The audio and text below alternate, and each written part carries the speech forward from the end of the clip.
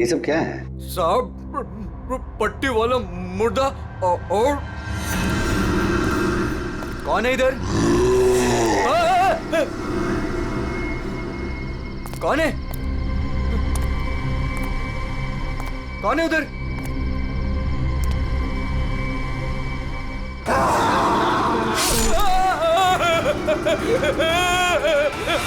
मुझे लगता है कि तुम सब लोग काम कम और नशा ज्यादा करते हो, तभी ऐसी बहकी बहकी बातें कर रहे हो। मैं हाँ वो तो ठीक है, पर है क्या इसमें? इसमें एक बहुत ही अनमोल चीज है और वक्त पे कहीं पहुंचानी पड़ेगी। मेहरबानी होगी यार तुम्हारी। हाँ हाँ चलो बॉक्स रखो। थोड़ा हाथ लगवाओ। हाँ हाँ। अरे बड़ा भारी है भैया। उठाओ। इतना बड़ा बक्सा।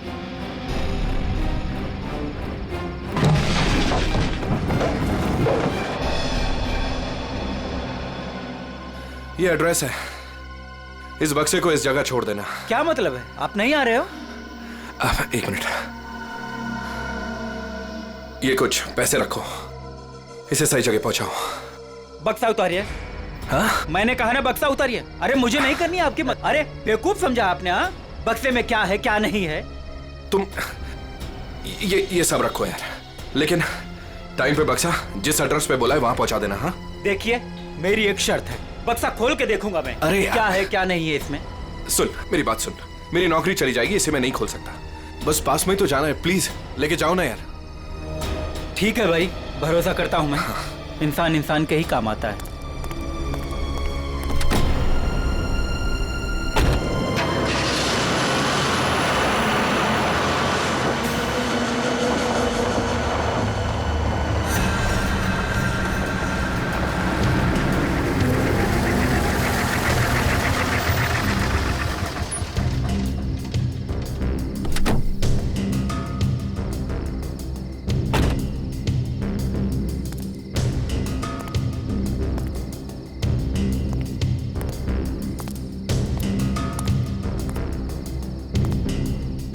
पता तो यही।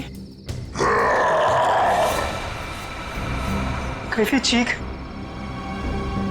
अपने को क्या बक्सा यहीं उतार के चलता।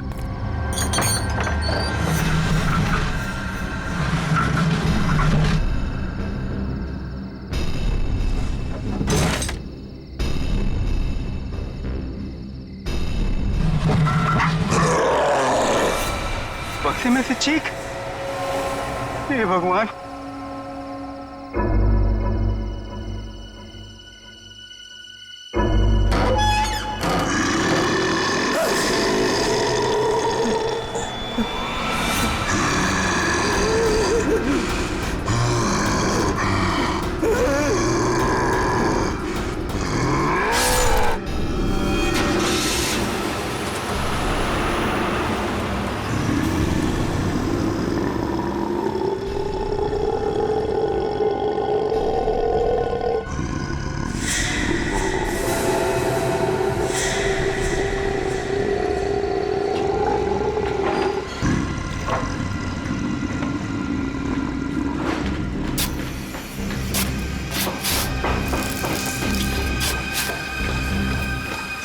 जरा जल्दी जल्दी हाथ पैर चलाओ तुम लोग सब लोग। 15 दिन में ये बिल्डिंग पूरी करके देनी है हमें, वक्त नहीं है हमारे पास। और सोनू तू इतना सुस्त क्यों है? खाना वाना नहीं खाता क्या? चल जल्दी काम कर। कौन है वहां पे? मैंने पूछा कौन है वहां पे? अभी तो बिल्डिंग का काम भी खत्म नहीं हुआ है और अभी से बिल्डिंग टूटने लगी। सोनू जरा देख तो।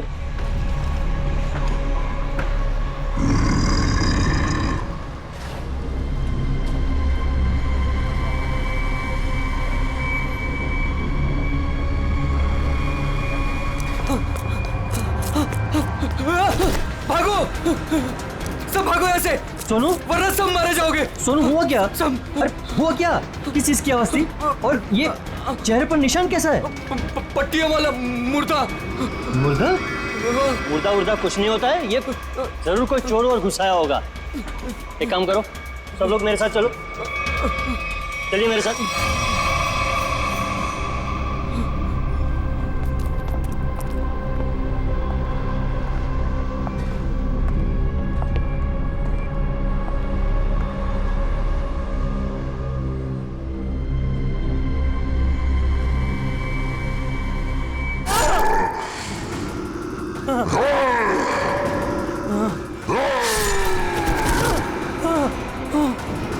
भागो भागो, सब यहाँ से भागो, पट्टी वाला मुर्दा, भागो।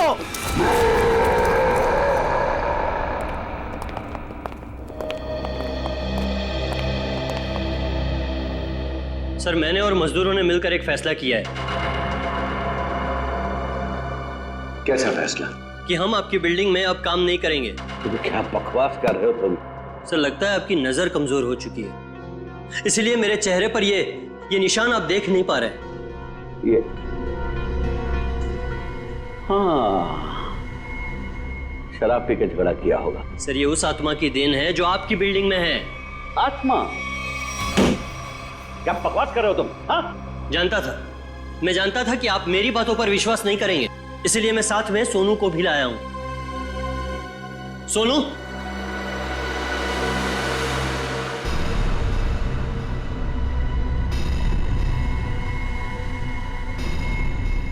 देखिए सर, बेचारा इतना घबरा गया है कि कुछ बोल नहीं पा रहा है। सोनू, ये सब क्या है? साहब, पट्टी वाला मुर्दा और कौन है इधर? कौन है? कौन है उधर?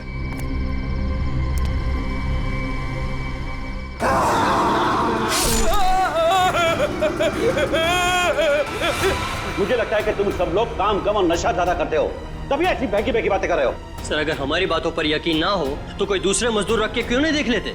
जब वो अपनी आप बीती सुनाएंगे तब तो आपको विश्वास हो जाएगा ना। बिल्कुल रख लूंगा। इस शहर में मजदूरों की कोई कमी नहीं है। इस शहर में काम की भी कोई कमी नहीं है।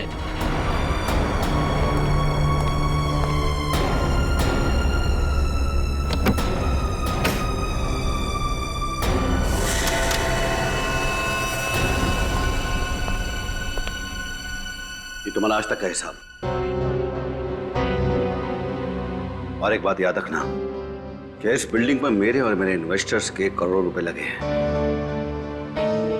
तो तूने बाहर जाकर इस बिल्डिंग के बारे में कोई बकवास की या कोई झूठी अफवाह भी फैलाई तो फिर मुझसे बुरा कोई नहीं होगा। दिनेश, पैसे कोई पेड़ पे नहीं उगते, समझे?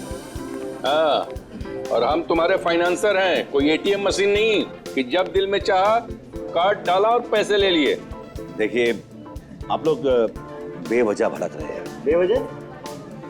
तुमने कमिटमेंट किया था, अब तक बिल्डिंग तैयार हो जाएगी, क्या हुआ? हाँ चंदू, मैं बिरयानी बना रहा हूँ, कोई 2 मिनट में बनने वाला बर्गर नहीं। जब आप लोग बिल्डिंग की क्वालिटी देखेंगे तो आप लोगों को खुद ब खुद ये एहसास हो जाएगा कि आप लोगों का पैसा बिल्कुल सही जगह लगा है। हाँ, पता चल रहा है कि इन्वेस्टमेंट कहाँ पर हो रहा है। वैसे काफी अच्छी पार्टी थी आपने अपने शादी के सालगिरह की। और नताशा, एक्सक्यूज मी, आप सॉरी सर, मैं आप लोग को तो अपनी फ्रेंड से मिलवाना ही भूल गई। Meet, come. She is Tina, Swati. बस हमें किसी से नहीं मिलना। दिनेश, इस बार अगर तुमने जबान पलटी ना, 15 दिन मतलब 15 दिन, दैट फाइनल। हाँ, 15 दिन पक्का। और हाँ, 15 दिन से ज्यादा हुआ ना तो तुम्हारा घर और भाभी जी के गहने बेच करके अपने पैसे हम लोग वसूल लेंगे, समझा? अरे पक्का कहाँ? दिनेश सुनो ना। एक्सक्यूज मी, आपकी भाभी बुला रही है मन से। एक्सक्यूज मी, जल्दी आइए ना। क्या है? दिनेश देखिए ना, मार्केट में नया हार आया है, आप कभी लेकर देंगे मुझे ये? बस हार और गहने, इन चीजों के अलावा तुम्हारे लिए और कोई चीजें इंपॉर्टेंट है ही नहीं। पति जिए या मरे तुम्हें कोई फर्क नहीं पड़ता। मन तो करता है कि तुम्हारा गला दबा दूं। क्या बात है पापा, आप मम्मी पर इस तरह से क्यों चीख रहे हैं? मैंने सिर्फ सालगिरह का तोहफा मांगा था और ये ऐसे कर रहे थे मुझ पर। आशा, ये जो तुम्हारे ठाट बाट और ऐशोआराम है ना, वो केवल इसीलिए है क्योंकि तुम्हारा ये पति दिन रात गधे की तरह काम करता है। पापा, अगर आपके पास इतना ही पैसा है ना तो थोड़ा हम पर भी खर्च कर दो प्लीज। पहले तो आपने फ्लैट देने के लिए भी मना कर दिया, और अब जब मम्मी ने आपसे एक छोटा सा हार मांगा तो उसमें भी आपको दिक्कत है। तुम दोनों नालायक बच्चों को तो मैं कुछ दूंगा नहीं, और तुम लोग मेरे घर में रहते हो, इसी बात से खुश रहो।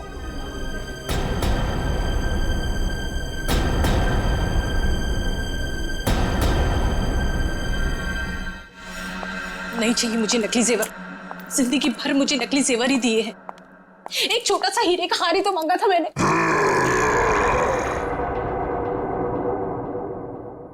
कौन कौन है वहां? कौन है वहां? कौन है वहां?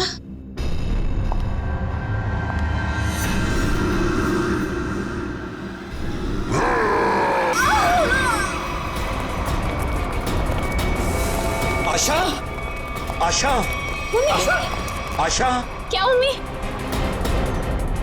आशा, एक सांस क्या हुआ मम्मी को?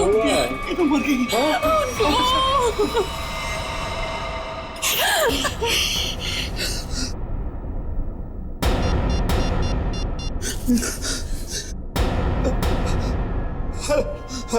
हेलो, सीआईडी सर, खून के निशान कॉरिडोर में यहाँ तक आए हैं और आशा जी की चप्पल। अपने आप को बचाने में बहुत स्ट्रगल किया होगा इन्होंने, पर खूनी ज्यादा ताकतवर निकला। Excuse me. एक सेकंड।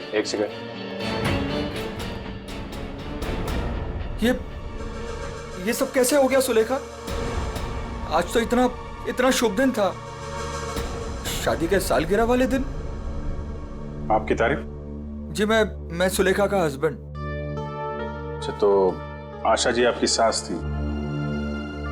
सास ससुर की एनिवर्सरी पार्टी में आप काफी लेट नहीं आ रहे हैं?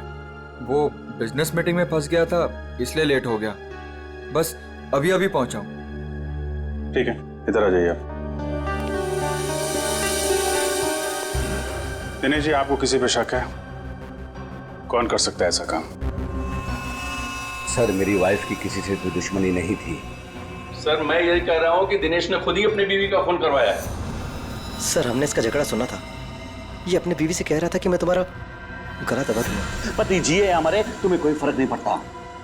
मन तो करता है कि तुम्हारा गला दबा दूं। तो बकवास कर रहे लोग। अगर मैंने गुस्से में कुछ कह दिया तो इसका मतलब ये तो नहीं ना कि मैं सचमुच वो कर दूंगा। वैसे ऐसा हुआ क्या था कि आपको इतना गुस्सा आ गया कि आपने गला दबाने की धमकी दे दी, वो भी शादी की सालगिरह वाले दिन? सर, इसकी वजह भी ये लोग ही है। ये मेरे इन्वेस्टर्स हैं, अब मुझे एक पाई ऐसे देते हैं जैसे मुझ पर एहसान कर रहे हैं। तुम लोगों की मैं एक पाई चुका दूंगा, वो भी ब्याज सहित, समझे? तो दे दो ना। एक मिनट, बिजनेस की बातें मत कीजिए। यहाँ पे खून हुआ है।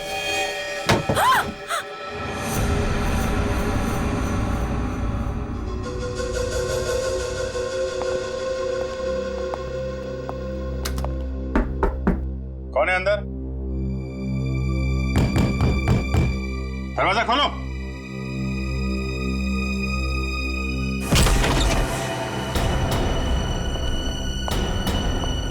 ओह माय गॉड, कौन है ये?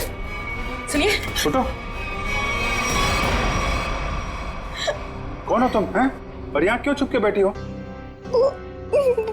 मुर्दा पट्टियों वाला मार डालेगा। सर, डरी हुई है, ऊपर से जख्मी भी। देखो, आप बिल्कुल घबराइए मत। हम लोग सीआईडी से हैं। आपका नाम क्या है? कोमल। कोमल, आप यहाँ क्यों चुप के बैठी थी? वो पट्टियों वाला मुर्दा बाहर घूमते हुए देखा। पट्टियों वाला मुर्दा? जैसे मैं यहाँ से बाहर निकली तो पट्टियों वाला मुर्दा बाहर था। अच्छा ठीक है, तुम वो जो भी पट्टियों वाला मुर्दा था उसका स्केच बनवा सकती हो? हाँ। Very good. स्केच आर्टिस्ट को बुलवाओ और इस घर का कोना कोना छान मारो, देखो खूनी के बारे में कुछ सुराग मिलता है क्या। जाओ।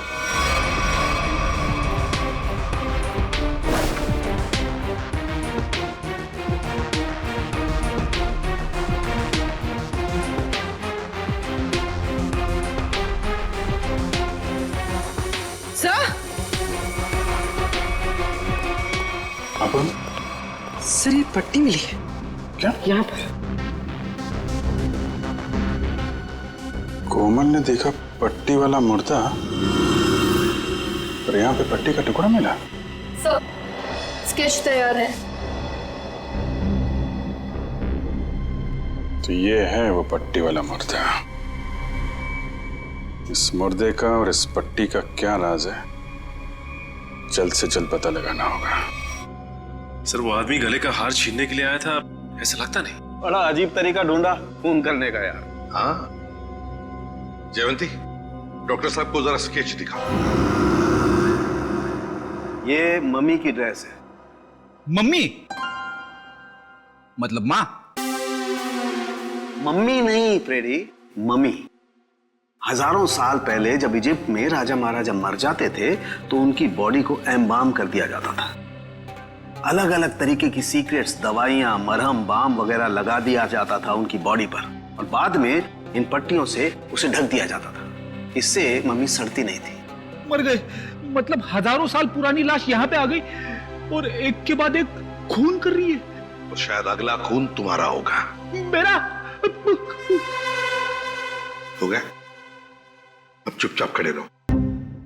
और एक बात ध्यान में रखो, मम्मी कभी सड़ती नहीं है और ना मम्मी कभी जिंदा होती है। अच्छा सर, ये जो पट्टी का टुकड़ा हमारे हाथ लगा है, कहीं ऐसा तो नहीं कि ये खूनी के साथ हाथापाई के दौरान आशा जी के हाथ आ गया? नहीं, ऐसे नहीं हुआ।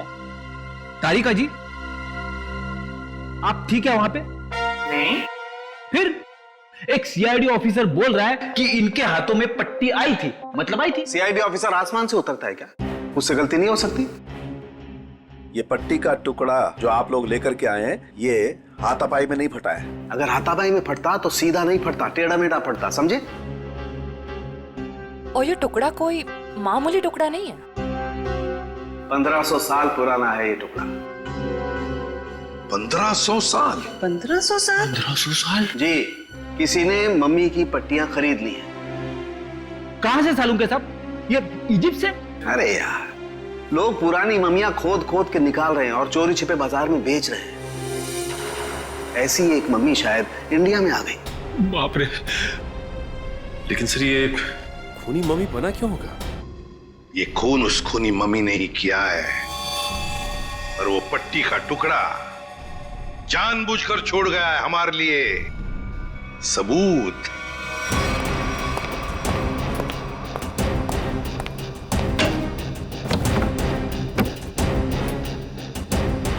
आज तो मैं इस मम्मी का काम तमाम कर दूंगा।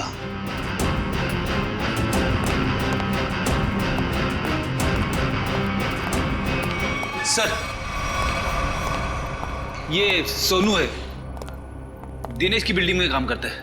अच्छा सोनू साहब, कोई पैसा वैसा नहीं था दिनेश साहब के पास, कंगाल थे वो।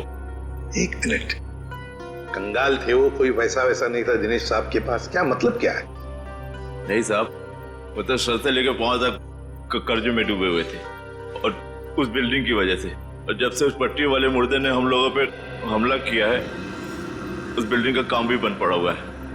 पट्टी वाले खूनी ने तुम पर हमला किया? तुम पर? सर कहीं ये वही तो नहीं जिसने आशा जी का भी खून किया? हो सकता है, बिल्कुल हो सकता है। वैसे वो पट्टी वाला खूनी दिखता कैसे है? सर पट्टियों में लिपटा हुआ, एकदम सड़ा सा मुंह, चेहरे पे खून लगा हुआ था जैसे उसको कोई चोट लगी हो। मतलब उसकी सर आवाज भी बहुत अजीब सी थी, उसकी सर आवाज भी।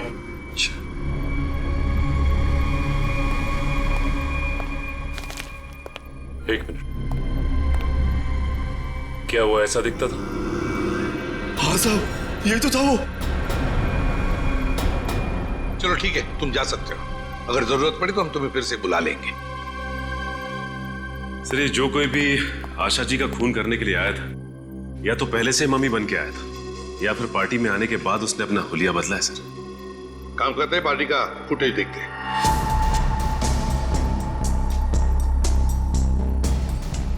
एक मिनट पॉज करो।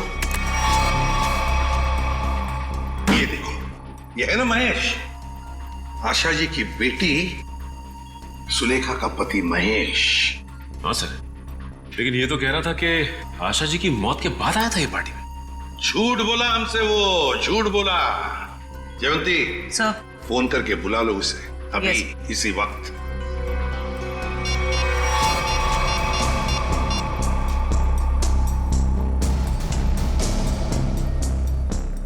सर, फोन नहीं उठा रहा है।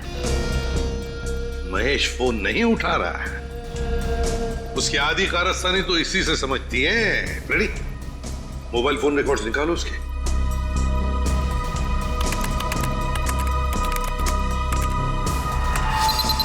सर, ये रहे महेश के फोन कॉल रिकॉर्ड्स। 40 बार फोन किया है एक ही नंबर पे। पर ये नंबर तो उसके सासू माँ का है। सर, सासू माँ से इतना ज्यादा लगाव?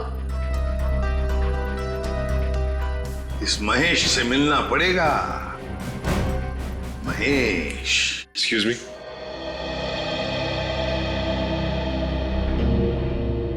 क्या महेश घर पे है इस वक्त?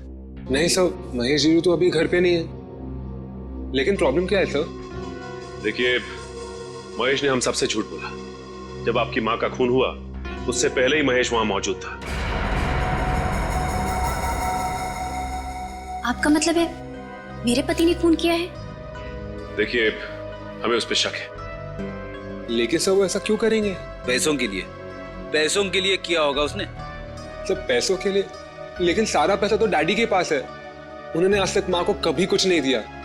तो फिर महेश जी जो क्यों हत्या करेंगे मेरी मॉम की? अब ये सब कुछ तो हमें महेश ही बताएगा। लेकिन हाँ, अगर महेश आपसे कांटेक्ट करता है तो हमें खबर कीजिए। तो फ्रेडी, इस महेश का मोबाइल ट्रैक करो, सब पता चल जाएगा।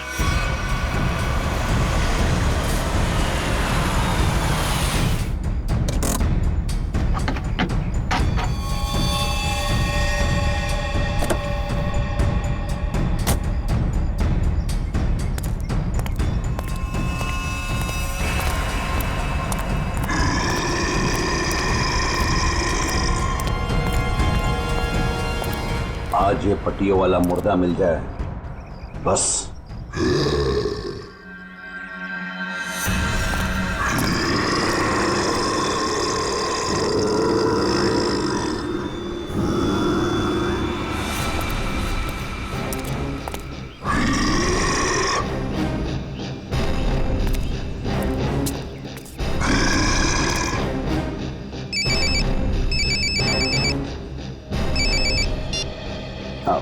हेलो, हाँ जीतू भाई, हाँ आपके लिए खुशखबरी है। हाँ जी, बिल्डिंग का काम बहुत जल्द शुरू होने वाला है।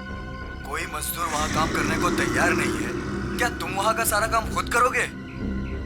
नहीं जीतू भाई, मैं उस वजह को ही खत्म कर दूंगा जिसके कारण सारे मजदूर डरे हुए हैं। आज उस पट्टी वाले मुद्दे का दी एंड है। मैं आपको बाद में फोन करता हूँ।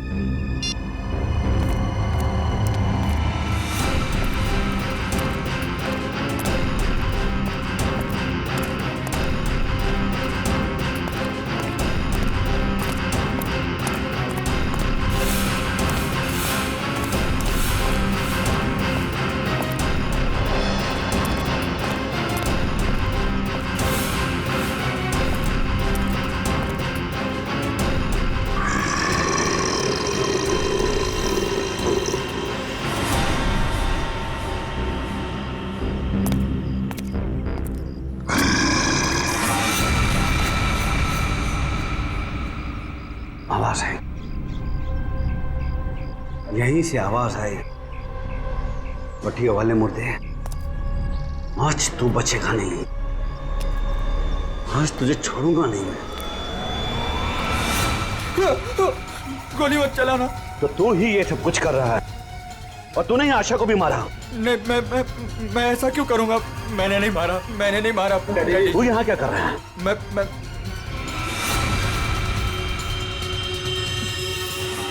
डैडी, वो आपके पीछे है। ना महेश, मैं तेरी किसी भी चाल में आने वाला नहीं। मैं सच कह रहा हूँ, वो पट्टी वाला मुर्दा आपके पीछे ही है।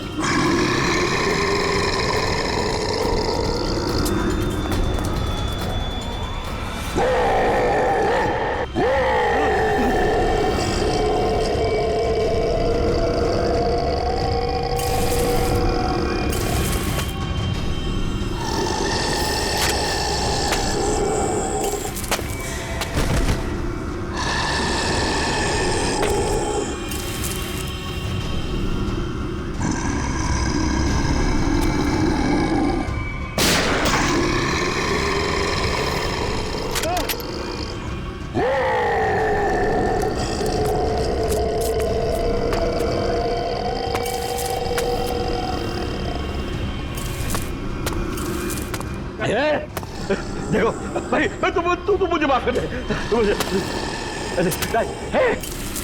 क्यों मैं पीछे पीछे कुछ भी नहीं है। देखो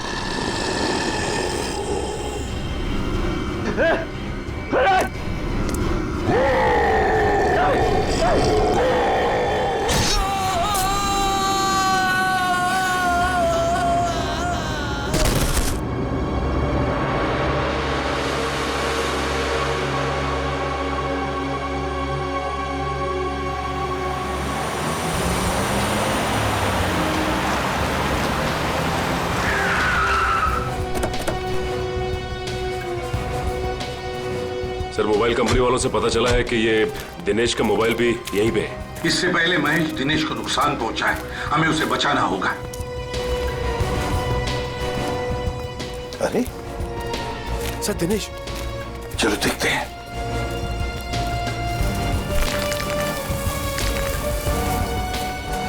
माय गॉड, ये तो जिंदा है। सच, जल्दी से एम्बुलेंस बुला, जल्दी। फ्रेडी, जयवंती, देखो आसपास। Yes sir.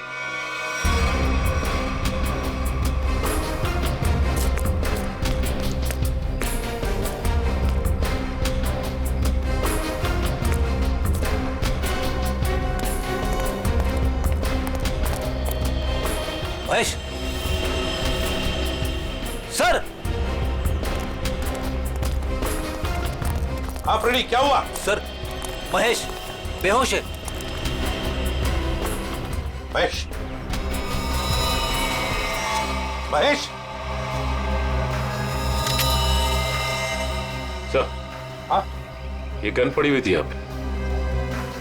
सर, हम तो सोच रहे थे कि इन सब के पीछे ये महेश है, लेकिन ये तो खुद ही बेहोश पड़ा है। हाँ, ये तो महेश के होश आने के बाद ही पता चलेगा कि ये सब किसका किया कराया है।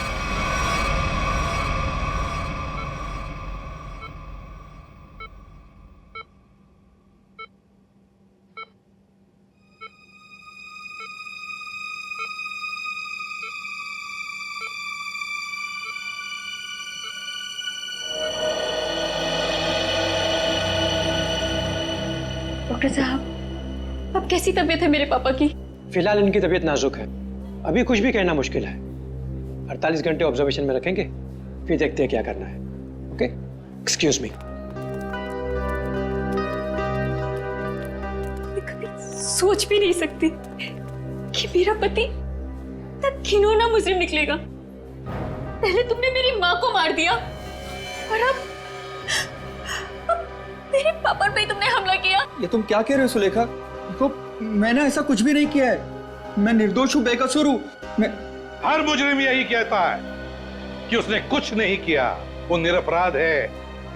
लेकिन सारे सबूत उसी आदमी की तरफ उंगली उठाकर कह रहे हैं कि ये इस आदमी ने किया है, और वो आदमी है तुम।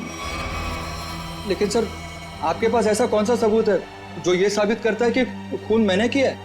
एक हो तो बताए, सबसे पहले तो तुमने हमसे झूठ बोला कि तुम पार्टी में देर से गए, लेकिन सीसीटीवी फुटेज साफ साफ दिखा रही है कि तुम पार्टी में पहले ही मौजूद थे, आशा जी की मौत से पहले। सबूत नंबर 2, 3 दिनों में 40 फोन किए तुमने आशा जी को, जबकि तुम उन्हीं के घर में रहते थे। इतने सारे फोन कॉल करने की वजह? और जिस वक्त क्राइम सीन पर दिनेश जी मिले उस वक्त सिर्फ एक ही आदमी मौजूद था, वो तुम थे। मैं डर गया था सर, डर गया था। दरअसल बात यह है सर कि मैं नया बिजनेस चालू करना चाहता हूँ और जिसके लिए मुझे पैसों की जरूरत थी और मैं चाहता था कि वो पैसे मुझे सासू माँ जी दे दे। बस सर इसीलिए मैं उन्हें बार बार कॉल कर रहा था और कोई वजह नहीं है सर। तो इनके कहने का मतलब है कि ये पार्टी में पैसे मांगने के लिए गए थे आशा जी से, है ना? हाँ सर, उस दिन मैंने देखा कि ये लोग बिजनेस के लिए मुझे पैसा नहीं दे रहे और सासू माँ को लाखों करोड़ों के गहने दिए जा रहे। और तुमने गुस्से में आकर मार डाला आशा जी को? नहीं, मैंने उन्हें नहीं मारा। मैंने कहा ना, मैं उनसे पार्टी में बात करने गया था, पर मेरे बात करने से पहले ही उनका मर्डर हो चुका था। नहीं महेश जी, कौन विश्वास करेगा तुम्हारी इन बातों पर? पहले तुमने आशा जी को मारा, फिर दिनेश जी के पीछे पड़े, और वो भी कहां पर? अंडर कंस्ट्रक्शन बिल्डिंग में। ये गलत इल्जाम है। मैं वहां पर उनसे भी बात करने गया था, मैंने नहीं मारा। ऑफिस में नहीं जा सकते थे, घर में नहीं जा सकते थे? उनसे बात करने में ऑफिस से गया था, पर जब मैं ऑफिस पहुंचा सर तो वो निकल चुके थे अपनी साइट पे सर, इसीलिए मैं साइट पर चला गया। पर जब मैं साइट पर गया तो सर मैंने देखा कि एक पट्टी वाले मुर्गे ने उन्हें धक्का दे दिया वहां से सर। आशा जी और दिनेश जी पर मम्मी ने हमला किया? हाँ सर। पंकज, ये तो उस आदमी ने किया जो दुनिया को दिखाना चाहता है कि ये किसी इजिप्शियन मम्मी ने खून किया है। पर वो हमारे परिवार के पीछे क्यों पड़ा है? तो डॉक्टर साहब कह रहे थे ना कि इस तरह की पुरानी और महंगी पट्टियां आसानी से नहीं मिलती। सचिन, सेंट्रल स्टेट लेबोरेटरी से पता लगाएंगे कि पट्टियां कहां से और कैसे मिली है। मैं ACID से आपसे मिलना चाहती। डॉक्टर चारू आप ही? हाँ, मैंने ही आपको फोन किया था। डॉक्टर चारू, इस पट्टी को पहचानती हैं? ओह माय गॉड, ये पट्टी आपको कहाँ से मिली? ये पट्टी तो हमारी लैब से चुराई गई थी। इस सिलसिले में एक डॉक्टर को काम से भी निकाल दिया गया। आइए। इन्हें काम से निकाल दिया गया। इन्होंने पट्टियां चोरी की या नहीं ये तो मालूम नहीं, लेकिन इन मम्मीज की देखरेख यही करते थे। और हाँ सर, उनकी एक पर्सनल असिस्टेंट भी थी। इनकी असिस्टेंट का कोई फोटो, नंबर या एड्रेस है आपके पास? वो उनकी पर्सनल असिस्टेंट थी, इसलिए हमारे पास उनकी कोई डिटेल्स नहीं है। और खूनी खुद मम्मी बनकर दिनेश के परिवार के पीछे पड़ा है। हाँ बोली, ये खूनी दिनेश के ऊपर दोबारा हमला करेगा। क्या हुआ डॉक्टर? आप पापा को इतनी अचानक से क्यों शिफ्ट कर रहे हैं? देखिए, इनकी हालत पहले से ज्यादा बिगड़ गई है। अगर इन्हें आरजे हॉस्पिटल में भर्ती नहीं कराया गया तो इनका बचना मुश्किल हो जाएगा।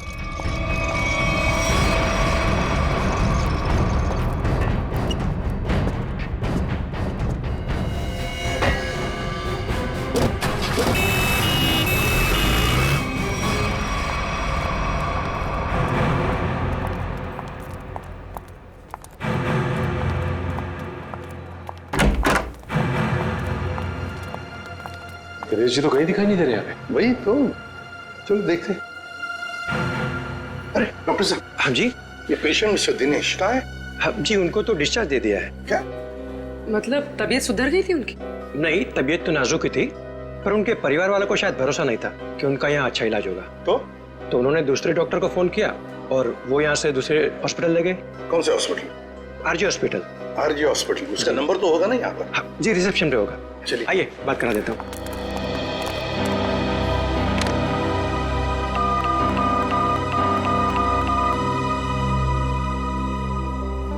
Hello, RJ hospital. देखिए, मैं एसीपी प्रद्युमन बोल रहा हूँ CID से। आपके हॉस्पिटल में अभी अभी एक पेशेंट एडमिट हुआ है। दिनेश नाम है उनका। नहीं हुआ है?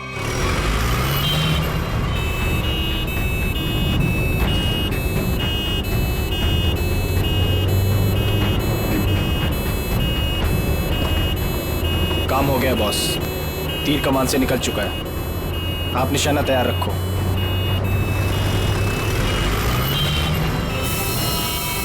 अरे धुआं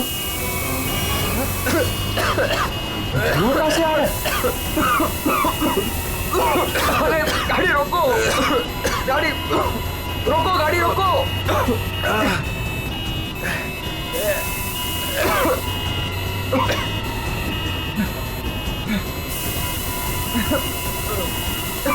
धुआं बढ़ते ही जा रहा है ये।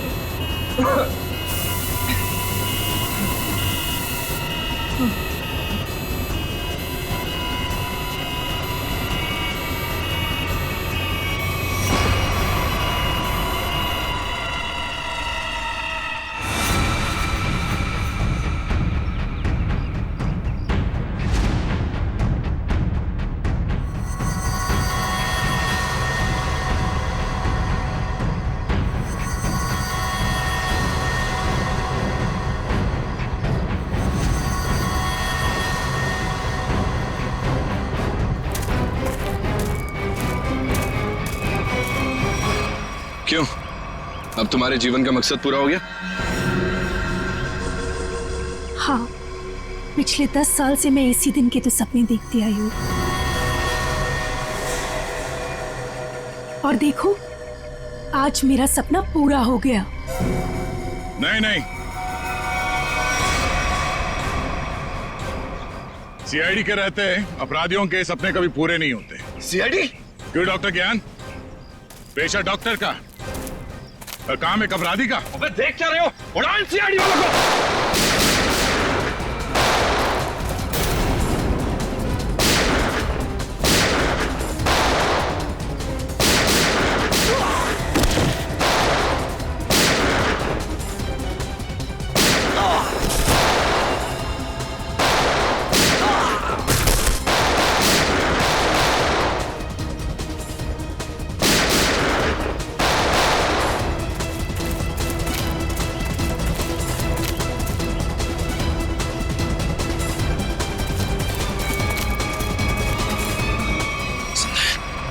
सबके सब बेहोश हैं, इनको होश में आना पड़ेगा।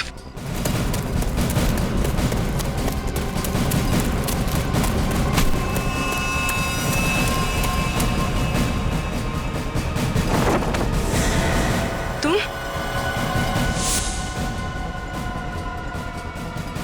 जिंदा लोगों को मम्मीफाई करी थी ना?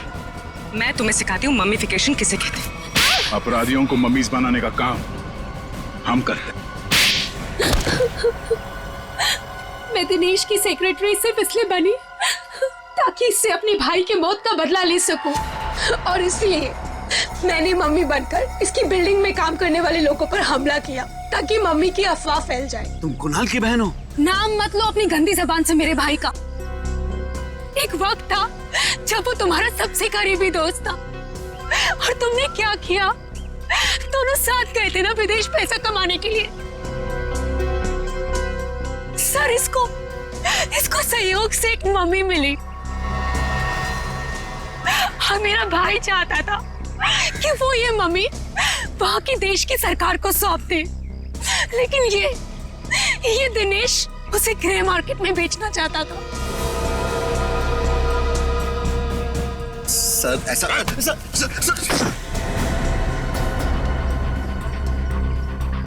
जब कुणाल ने कहा कि वो पुलिस के पास जाएगा तो मैंने उसे मारकर जमीन में गाड़ दिया और मम्मी बेचकर अमीर बन गया। वाह, बहुत अच्छा काम किया तुमने। पैसों के लालच में तुमने दोस्ती को जमीन में गाड़ दिया। मुझसे गलती हो गई सर, मुझे माफ कर दीजिए आप। अब ये तो समझ में आ गया कि तुमने नताशा को नौकरी पे इसलिए रखा क्योंकि तुमने कुणाल की बहन को देखा नहीं था। अगर ये बात समझ में नहीं आई कि डॉक्टर ज्ञान इस सब में तुमने इसका साथ कैसे दिया?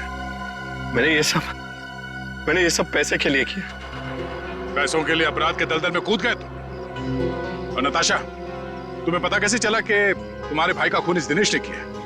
जब कई दिनों तक भैया की विदेश से कोई खबर नहीं आई तो मैं उनका पता लेने के लिए इसके घर गई थी, और वहां मैंने सुना कि अपनी बीवी को बता रहा था कि किस तरह इसने मेरे भाई का खून कर दिया और उसे जमीन में गाड़ दिया। आशा ये सब पहले से जानती थी और इसलिए मुझे उसको मारने का कोई पछतावा नहीं है। पछतावा होगा, तुम सबको बहुत पछतावा होगा जब कानून तुम्हें कड़ी से कड़ी सजा सुनाएगा, चाहे फांसी